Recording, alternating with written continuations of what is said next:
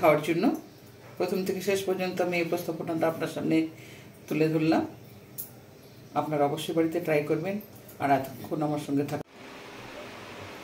সুপ্রভাত, আমি সুতপা, আপনারা দেখছেন মিথিলিস কিচেন। আজকে আমি একটা রেসিপি আপনাদের সামনে নিয়ে আসছি, সর্ষে চিংড়ি। এখন আমি বানাবো আপনাদের সামনে, আপনারা দেখুন।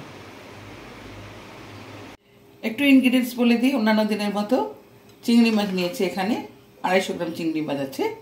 এখানে নিয়েছি আমি নুন, হলুদ, রসুন বাটা, কাঁচা লঙ্কা, সর্ষে বাটা, কালো সর্ষে আর পেঁয়াজ বাটা, সর্ষের তেল। প্রথমে আমি মাছটাতে একটু নুন হলুদ মাখিয়ে নেব।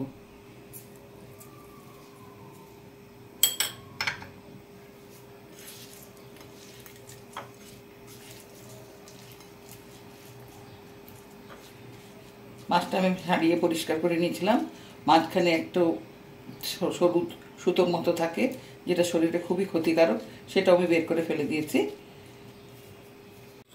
সর্ষের তেল, কড়াইতে আমি তেল দিয়ে দিচ্ছি।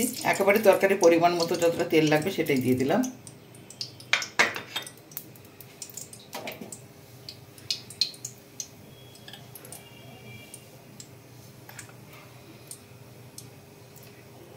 হলুদ দিচ্ছি, এরপরে নুন হলুদ মাখানো মাছগুলো দিয়ে দিলাম।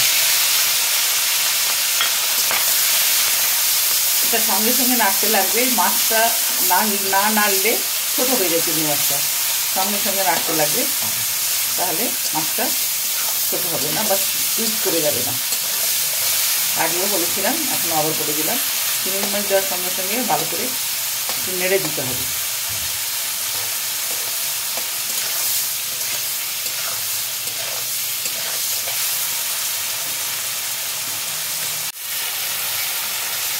এখানে মশলাগুলো আমি দেবো, মাছগুলো একটু সাইড করে দিচ্ছি।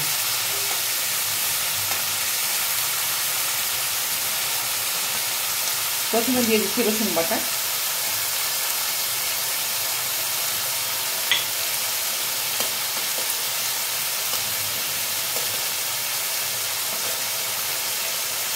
তারপর দিচ্ছি পেঁয়াজ বাটা,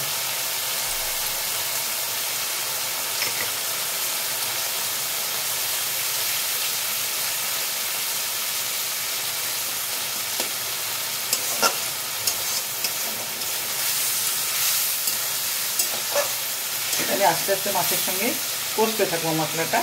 একটু গ্যাসটা কমিয়ে দিচ্ছি। এরপরে আমি দেবো তরকারিতে পরিমাণ মতো হলুদ,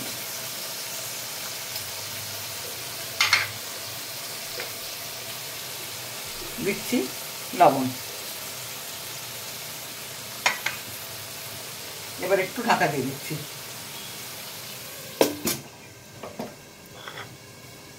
এরপরে দিচ্ছি কাঁচা লঙ্কা, সর্ষে বাটা।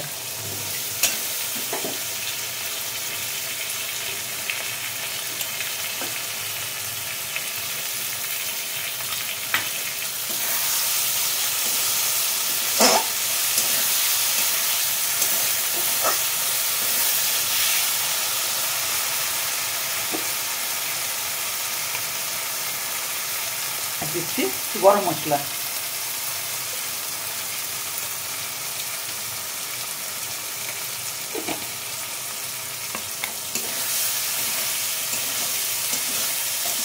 সর্ষেতে আমি বেশিক্ষণ কষাবো না মশলাটা। এবার আমি একটু জল দিয়ে দেবো, বেশি জল দেবো না।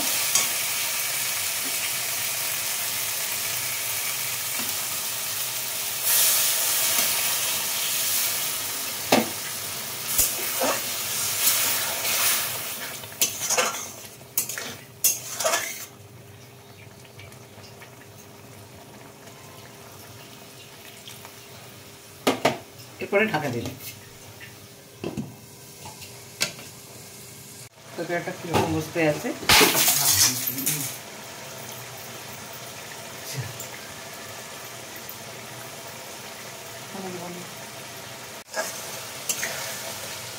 তরকারিটা হয়ে গেছে। এবার আমি ঢেলে দেবো।